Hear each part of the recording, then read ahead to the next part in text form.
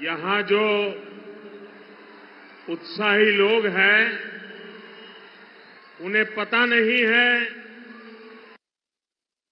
Mic का control और आपकी इस व्यवहार से जो माइक की व्यवस्था देखते हैं उनको तकलीफ हो रही है। దయ ఉంచి అక్కడ ఉన్నటువంటి వారందరూ కూడా కాస్త ఒక అడుగు వెనక్కి వెళ్ళినట్లయితే మైక్ సిస్టమ్ పనిచేస్తుంది। మీ అత్యుత్సాహంతో ఈ సభకి మీరు భంగం వాటిల్లకుండా దయ ఉంచి దీన్ని విజయవంతం చేయవలసిందిగా అభ్యర్థిస్తున్నాము। పోలీసులు కాస్త చూడండి।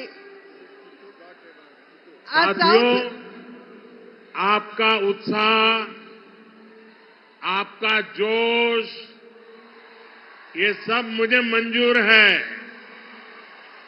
लेकिन अगर आप थोड़ा जहां है वहीं रुक जाइए। देखिए वहां दूर दूर तक लोग खड़े हैं, बहुत शांति से सुन रहे हैं, और आप यहां आगे इतना गड़बड़ क्यों कर रहे हो भाई? आपका प्यार मेरे सर आंखों पर। మీ యొక్క అభిమానానికి నేను కృతజ్ఞుణ్ణి, కానీ మీరు కాస్త ఈ సభకి భంగం వాటిల్లకుండా ఎవరికి ఇబ్బంది కలిగించకుండా ఒక అడుగు వెనక్కి వెళ్ళినట్లయితే ఈ సభను విజయవంతం చేసుకున్న వాళ్ళం అవుతాం। कल ही देश में लोकसभा चुनाव का बिगुल बजा है और आज मैं आप सबके बीच आंध्र प्रदेश में हूं। यहां मुझे कोटप कोंडा से ब्रह्मा, विष्णु और महेश तीनों का आशीर्वाद मिल रहा है। त्रिदेवों के इस आशीर्वाद से हमारी सरकार के तीसरे कार्यकाल में देश और भी बड़े निर्णय लेगा। आप सब देखिए, ये संयोग देखिए, इस बार चुनावों के परिणाम 4 जून को आने वाले हैं। अब पूरा देश कह रहा है 4 जून को 400 पार। विकसित भारत के लिए 400 पार, विकसित आंध्र प्रदेश के लिए 400 पार। नालगो वंदलो दाटाली एनडीए की ఓటు వేయాలి। ఆంధ్ర రాష్ట్ర కుటుంబ సభ్యులందరికీ నా నమస్కారాలు అని తెలియజేస్తూ, నిన్ననే ఎన్నికల షెడ్యూల్ రావడం జరిగింది। వచ్చిన వెంటనే నేను ఇవాళ ఆంధ్ర రాష్ట్రానికి వచ్చాను। ఇక్కడ నేను కోటప్పకొండ దగ్గర బ్రహ్మ, విష్ణు, మహేశ్వరుల యొక్క ఆశీర్వాదం లభిస్తున్నట్టుగా నేనైతే భావిస్తున్నాను। ఈ ముగ్గురు ఆశీర్వాదం కూడా మరోసారి అంటే ముచ్చటగా మూడోసారి మనం అధికారంలోకి వచ్చి దృఢమైనటువంటి నిర్ణయాలు తీసుకునేటువంటి అవకాశాన్ని మనం హస్తగతం చేసుకోబోతున్నాం। ఒక్కసారి ఆలోచించండి, ఇది ఎంత ఆశ్చర్యకరమైనటువంటి విషయమో। ఈసారి ఎన్నికల యొక్క ఫలితాలు జూన్ 4వ తారీఖున రాబోతున్నాయి। అంటే జూన్ 4వ తారీఖున వచ్చేటువంటి ఫలితాలు ఎన్డీఏ కూటమికి 400 పైచిలుకు సీట్లని ఇవ్వబోతున్నది అని చెప్పి మనం గ్రహించాలి। అంటే అభివృద్ధి చెందినటువంటి భారతదేశం కావాలి అంటే 400 సీట్లు మనం దాటాలి। అభివృద్ధి చెందిన ఆంధ్ర రాష్ట్రాన్ని చూడాలంటే ఎన్డీఏ కూటమికి 400 పైచిలుకు సీట్లు మీరు అందివ్వాలి। కనుక మీరందరూ కూడా నడుం బిగించి రాబోయే ఎన్నికల్లో ఎన్డీఏ కూటమికి 400 సీట్లు పైచిలుకుగా అందే విధంగా మీరందరూ కూడా కష్టించి కృషి చేయాలి. साथियों, हमारा एनडीए गठबंधन रीजनल एस्पिरेशंस और नेशनल प्रोग्रेस दोनों को साथ लेकर चलता है. इस चुनाव में बीजेपी के सहयोग हमारे साथी लगातार बढ़ रहे हैं.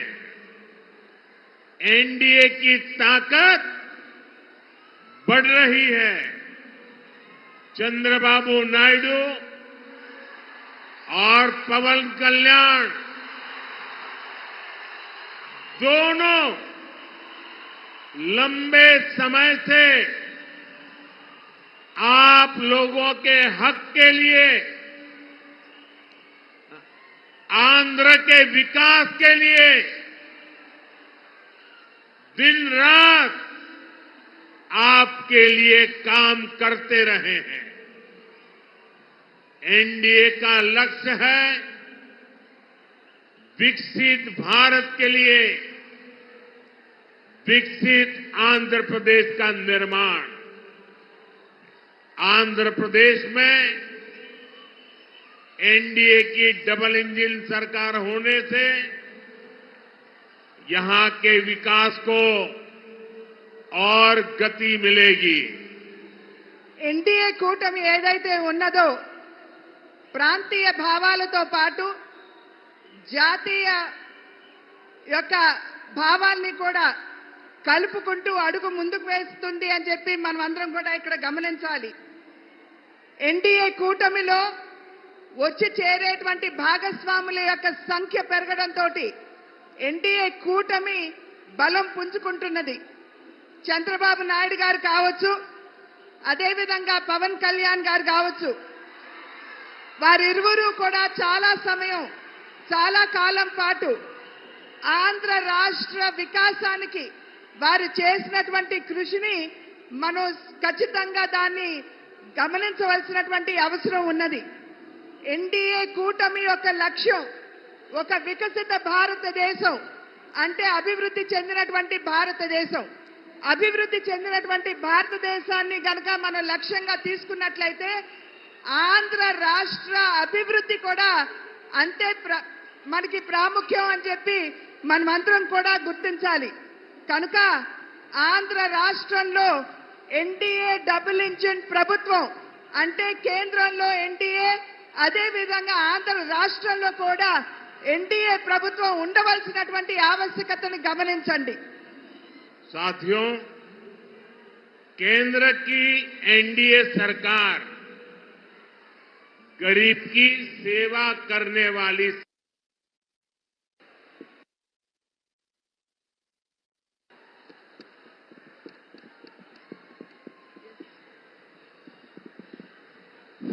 गरीब की सेवा करने वाली सरकार है.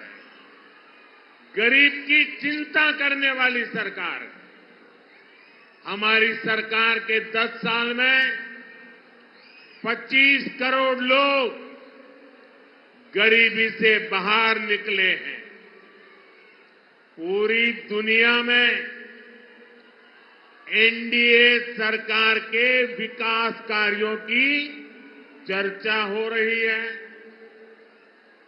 एनडीए सरकार ने आंध्र प्रदेश में गरीबों को पीएम आवास योजना के करीब 10 लाख घर दिए हैं.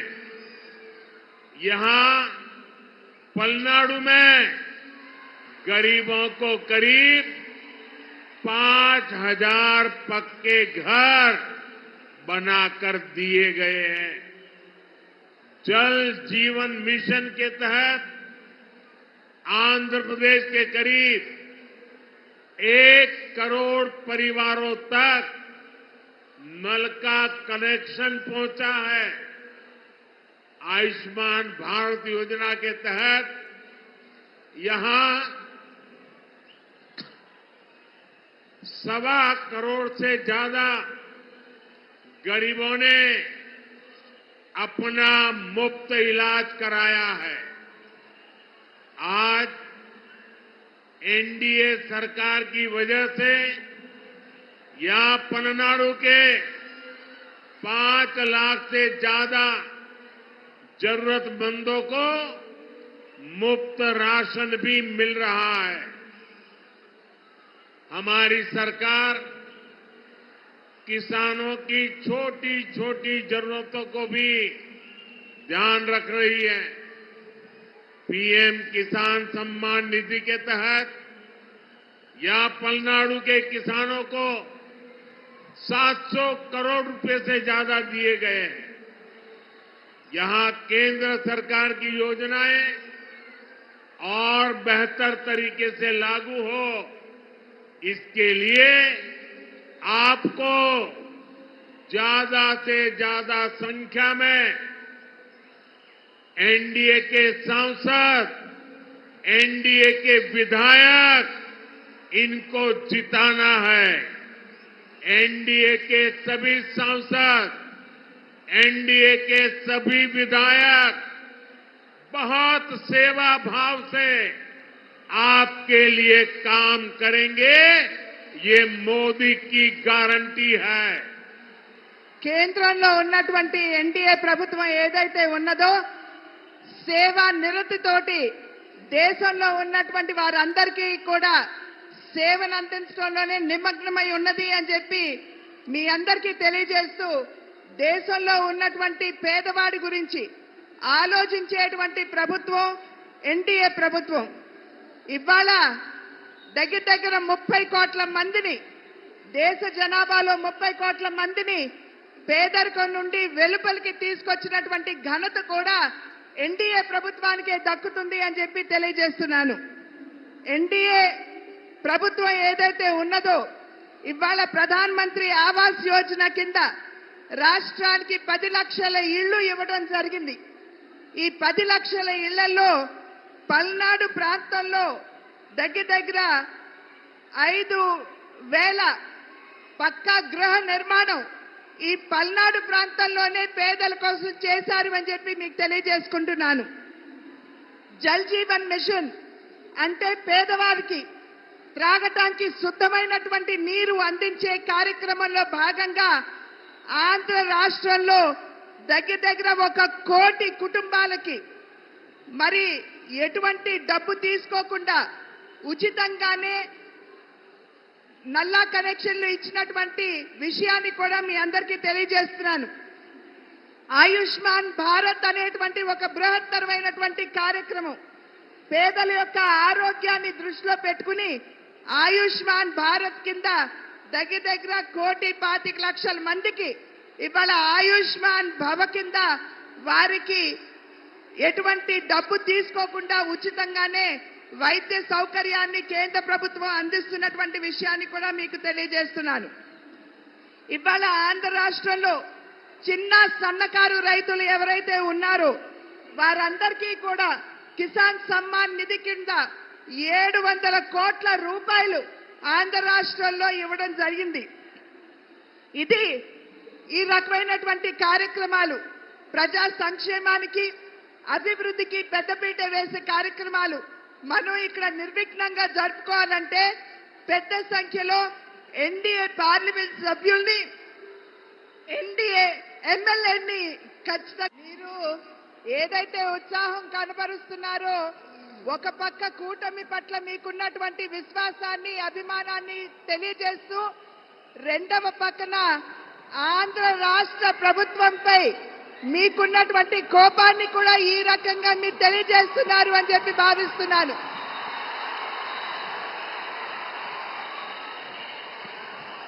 साथियों,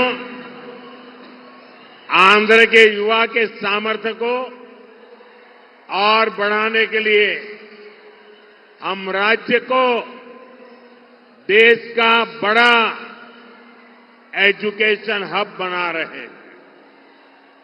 यहां गुंटूर में एनआईडीएम,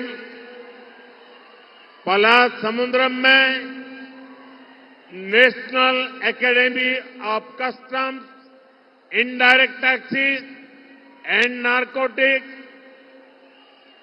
तिरुपति में आईआईटी, तिरुपति में आईसर, करनूल में triple IT DM, Sri city में ट्रिपल आईटी, विशाखापट्टनम में आईआईएम, विशाखापट्टनम में Indian institute of petroleum and energy, Mangalagiri में एम्स, विजयवाड़ा में national institute of design, Tadepalligudem में एनआईटी, विजयनगरम में सेंट्रल ट्राइबल यूनिवर्सिटी, ऐसे कितने ही टॉप एजुकेशनल इंस्टीट्यूट का लोकार्पण या शिलान्यास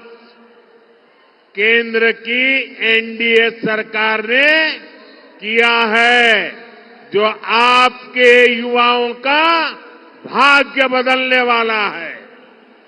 ఆంధ్ర రాష్ట్రంలో ఉన్నటువంటి నిద్రావస్థలో యువతలో ఉన్నటువంటి నైపుణ్యాన్ని తట్టి లేపడానికి ఆంధ్ర రాష్ట్రాన్ని ఒక గొప్ప విద్యా కేంద్రంగా చేయాలి అనేటువంటి సంకల్పం కేంద్ర ప్రభుత్వానిది. దానిలో అంతర్భాగంగానే గుంటూరులో ఎన్ఐడిఎం, పాల సముద్రంలో national academy of customs and indirect taxes, తిరుపతిలో ఐఐటి, కర్నూలులో ట్రిపుల్ ఐటీ, శ్రీ సిటీలో ట్రిపుల్ ఐటీ, విశాఖపట్నంలో ఐఐఎం, విశాఖపట్నంలో Indian institute of petroleum and energy, మంగళగిరిలో ఎయిమ్స్, విజయవాడలో నేషనల్ ఇన్స్టిట్యూట్ ఆఫ్ డిజైన్, తాడేపల్లిగూడెంలో నేషనల్ ఇన్స్టిట్యూట్ ఆఫ్ టెక్నాలజీ, విజయనగరంలో సెంట్రల్ ట్రైబల్ యూనివర్సిటీ, ఇవన్నీ కూడా చాలా చాలా ప్రధానమైనటువంటి కేంద్ర విద్యా సంస్థలు. ఆ సంస్థలన్నింటినీ ఇవాళ ఆంధ్ర రాష్ట్రంలో ఉన్నటువంటి యువతలో నిక్షిప్తంగా ఉన్నటువంటి సామర్థ్యాన్ని వెలికి తీయడానికి ఇవన్నీ కూడా మేము ఇక్కడ స్థాపించడం జరిగింది. साथियों, एनडीए में हम सबको साथ लेकर चलते हैं, लेकिन दूसरी ओर कांग्रेस पार्टी है जिसका एक ही एजेंडा है, गठबंधन के लोगों को यूज एंड थ्रो करना। आज कांग्रेस को भले ही मजबूरी में इंडी अलायंस बनाना पड़ा हो, लेकिन इनकी सोच वही है। आप देखिए, लेफ्ट और कांग्रेस केरला में एक दूसरे को क्या कहते हैं, बंगाल में टीएमसी और लेफ्ट एक दूसरे के लिए क्या क्या बोलते हैं, पंजाब में कांग्रेस और आप एक दूसरे के लिए कैसी भाषा बोलते हैं।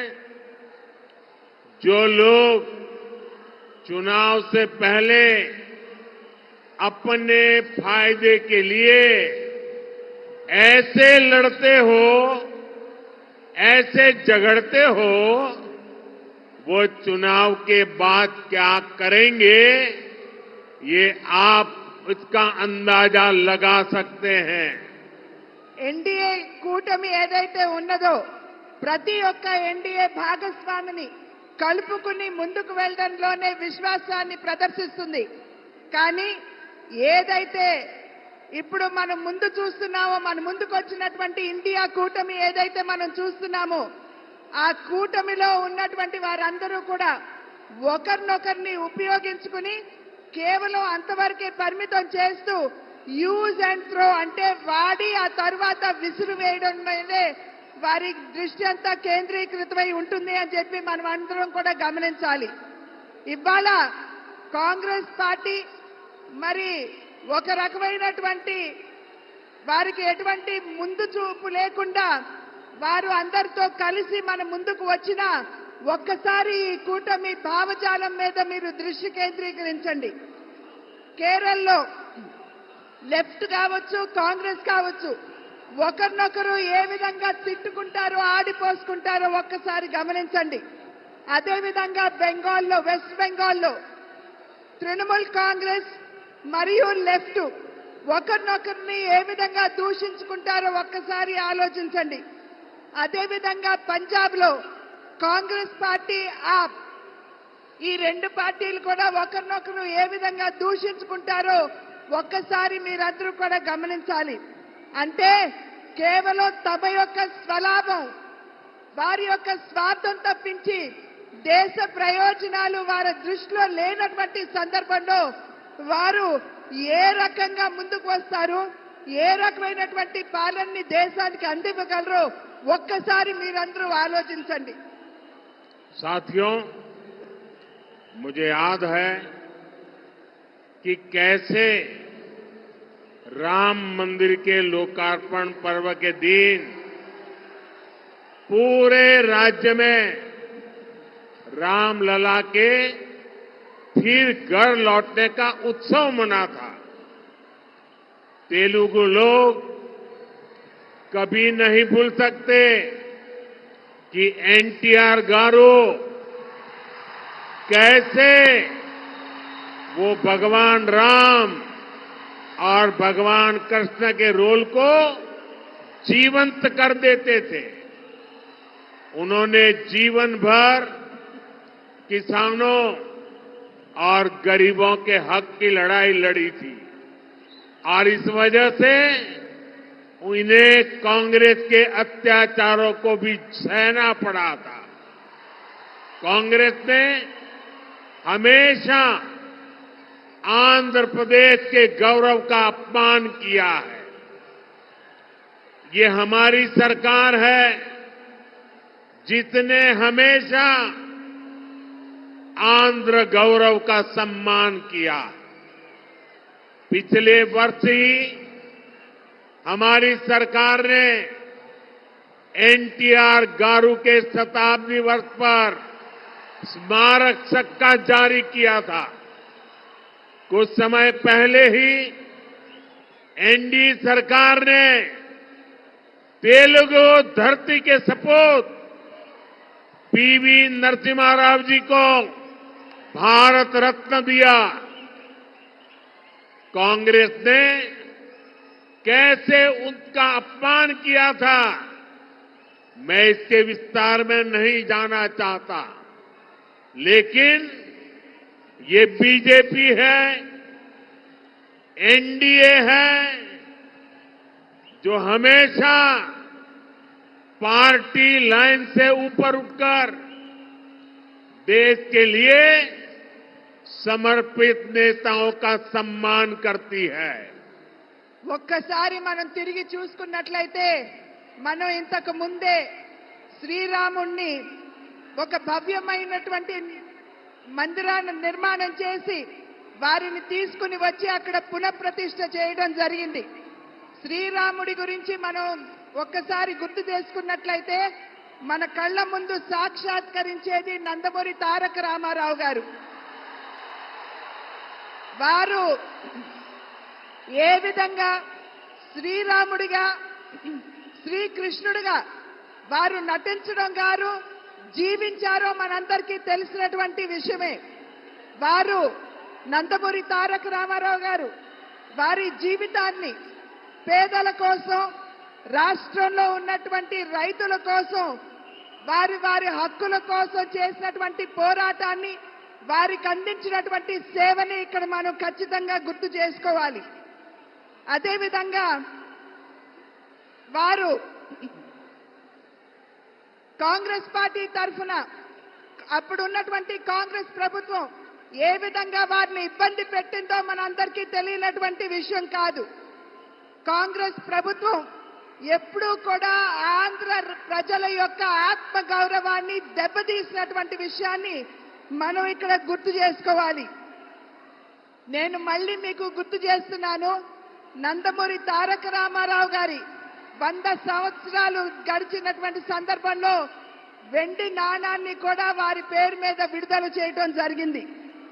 ఇవాళ నేను మరి ఒక్కసారి మీ అందరికీ తెలియజేస్తున్నాను, ఆంధ్రుల యొక్క ముద్దు బిడ్డ అయినటువంటి శ్రీ పివి నరసింహారావు గారు వారికి మరి భారత రత్న ఇచ్చి గౌరవించింది కూడా ఎన్డీఏ ప్రభుత్వం అని చెప్పి మనం ఇక్కడ గమనించాలి. నరసింహారావు గారిని ఏ విధంగా కాంగ్రెస్ ప్రభుత్వం, కాంగ్రెస్ పార్టీ అవమానపరిచిందో మనందరికీ తెలిసినటువంటి విషయమే. కానీ భారతీయ జనతా పార్టీ నాయకత్వంలో ఉన్నటువంటి ఎన్డీఏ ప్రభుత్వం ఎప్పుడూ కూడా పార్టీలకు అతీతంగా ఎక్కడైనా సరే భారతదేశ ముద్దు బిడ్డలుంటే వారందరినీ కూడా గౌరవించుకునే దిశగా ఎన్డీఏ ఎప్పుడూ అడుగులు వేస్తుంది. साथियों, आंध्र प्रदेश के लोग इस चुनाव में 2 बड़े संकल्प लेकर के आगे बढ़ रहे हैं. पहला, लोगों ने तय कर लिया है कि वो दिल्ली में एनडीए सरकार को वापस लाकर रहेंगे. दूसरा, यहां के लोग राज्य सरकार से इतना आक्रोशित है कि उसे हटाने का मन बना चुके हैं. यहां राज्य सरकार के मंत्रियों में एक दूसरे से ज्यादा भ्रष्टाचार करने का कंपटीशन चल रहा है. आंध्र प्रदेश के लोग देख रहे हैं कि राज्य के तेज विकास के लिए जिस सकारात्मक वातावरण को बढ़ाने की जरूरत थी, उसे पिछले 5 साल में यहां धक्का लगा है. आंध्र प्रदेश के लोगों ने देश के विकास के लिए, आंध्र प्रदेश के विकास के लिए पूरी सकारात्मकता के साथ वोट देने का निर्णय ले लिया है. ఆంధ్ర రాష్ట్ర ప్రజలు 2 సంకల్పాలు తీసుకున్నారని చెప్పి నేను భావిస్తున్నాను. మొట్టమొదటిది, కేంద్రంలో ఖచ్చితంగా ఎన్డీఏ ప్రభుత్వాన్ని స్థాపించాలి అని చెప్పి నిర్ణయం చేయడం జరిగింది. రెండవ సంకల్పం, ఏదైతే రాష్ట్రంలో అవినీతిలో కూరుకుపోయినటువంటి ప్రభుత్వం ఉన్నదో దాన్ని పెకలించి విసిరివేయాలి అని చెప్పి నిర్ణయం తీసుకున్నట్లు నాకైతే అర్థమవుతున్నటువంటి విషయం. ఈ రాష్ట్రంలో ఉన్నటువంటి మంత్రులు ఎవరైతే ఉన్నారో సవ్యమైనటువంటి పరిపాలనని ప్రజలకు అందివ్వడం కంటే కూడా ఎవరికంటే ఎక్కువ అవినీతి చేస్తారో దాని మీదే దృష్టి కేంద్రీకరించారని చెప్పి మనం ఇక్కడ అర్థం చేసుకోవాలి. మన ఆంధ్ర రాష్ట్ర ప్రజలు ఆంధ్రప్రదేశ్ యొక్క వికాసం, అభివృద్ధి కనుక మనం ఆకాంక్షించినట్లయితే ఇక్కడ ఖచ్చితంగా ప్రతి ఒక్కరూ కూడా ముందుకు వచ్చి ఓటు వేయాలి. ఈ 5 సంవత్సరాల కాలంలో ఆంధ్ర రాష్ట్ర అభివృద్ధి సంపూర్ణంగా కుంటుపడింది అని చెప్పి నేను మీకు చెప్పనవసరం లేదు. ఆంధ్ర రాష్ట్ర ప్రజలు అటు దేశం, అదేవిధంగా ఇటు ఆంధ్ర రాష్ట్ర అభివృద్ధి కనుక ఆకాంక్షించినట్లయితే ఖచ్చితంగా ఈ ఎన్నికల్లో మీరందరూ ముందుకు వచ్చి ఓటు వేయాలి అని చెప్పి నేను అభ్యర్థిస్తున్నాను. आंध्र के मेरे प्यारे भाइयों बहनों, आप ये गलती कभी मत करना कि आंध्र में जगन की पार्टी और कांग्रेस पार्टी अलग है. ये दोनों एक ही है. एक परिवार के लोग ही दोनों पार्टी चला रहे हैं और ये उनकी मिली भगत है.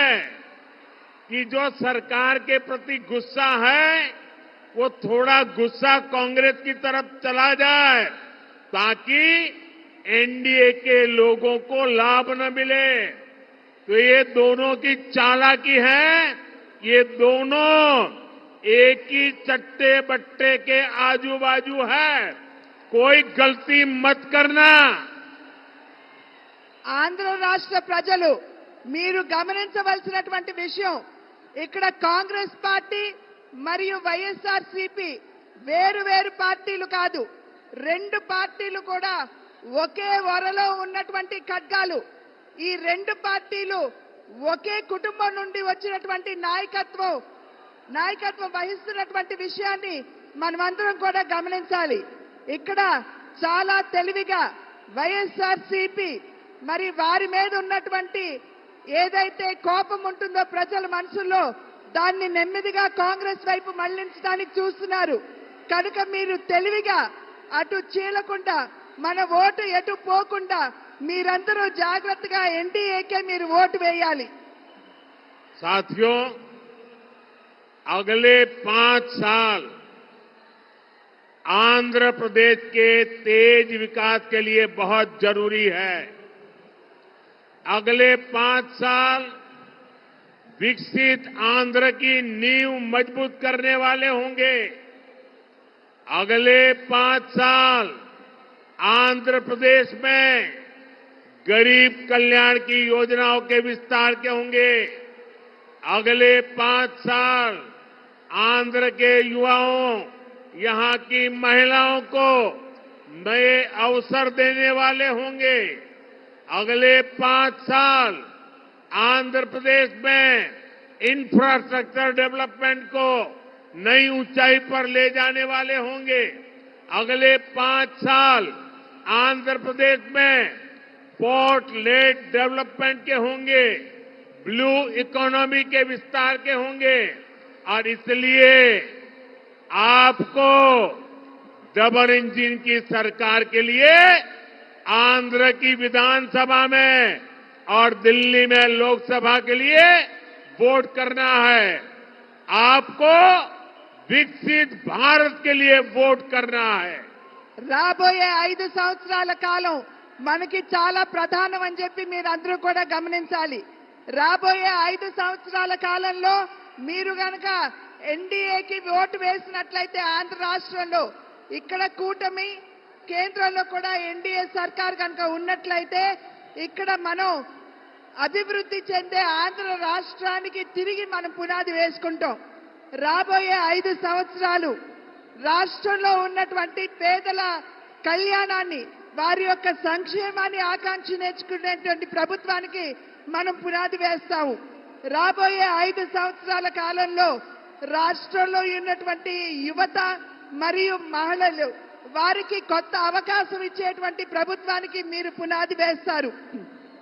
రాబోయే 5 సంవత్సరాల కాలంలో ఏదైతే అభివృద్ధి చెంది ఆంధ్ర రాష్ట్రానికి మౌలిక వస్తువులు అవసరమో వాటికి మీరు పునాది వేస్తారు. రాబోయే 5 సంవత్సరాల కాలంలో పోర్టులు మాత్రమే కాదు, నీలి విప్లవానికి కూడా మీరు పునాది వేస్తారు. కనుక డబుల్ ఇంజిన్ సర్కార్ అంటే కేంద్రంలో ఎన్డీఏ కూటమి, అదేవిధంగా రాష్ట్రంలో కూడా మనం ఎన్డీఏ కూటమిని కనుక గెలిపించుకున్నట్లయితే మీరు అభివృద్ధి చెందే భారతదేశానికి, అభివృద్ధి చెందే ఆంధ్ర రాష్ట్రానికి మీరు ఓటు వేస్తున్నారు అని చెప్పి గమనించండి. साथियों, लोकतंत्र का उत्सव आज से प्रारंभ हुआ है। आप सबसे मेरी रिक्वेस्ट है कि लोकतंत्र के उत्सव का हम स्वागत करें और स्वागत के लिए अपना मोबाइल फोन बाहर निकालिए, अपने मोबाइल फोन का फ्लैश लाइट चालू कीजिए। सब लोग अपने मोबाइल का फ्लैश लाइट चालू करें। మీరందరూ కూడా ఇప్పుడు ప్రజాస్వామ్య వ్యవస్థలో ఒక పండుగ వాతావరణాన్ని మనం ఎలక్షన్ రూపంలో ఎదుర్కోబోతున్నాం. మీరందరూ కూడా మీ మొబైల్ ఫోన్స్ తీయండి, టార్చ్లు వెలిగించండి. जिसके पास भी मोबाइल है फ्लैश लाइट चालू करके आज से लोकतंत्र के उत्सव का स्वागत करें। మీరందరూ టార్చులు వెలిగించి ప్రజాస్వామ్య వ్యవస్థలో వెలుగును నింపండి.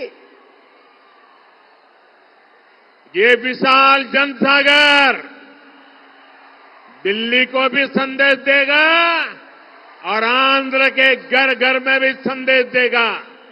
ఏదైతే మీరు ఇప్పుడు వెలుగులు వెలిగించారో అది అభివృద్ధి చెందిన ఆంధ్ర రాష్ట్రానికి, అభివృద్ధి చెందుతున్న భారతదేశానికి నిదర్శనం. मेरे साथ बोलिए भारत माता की, भारत माता की, జై भारत माता की। జై. बहुत बहुत धन्यवाद।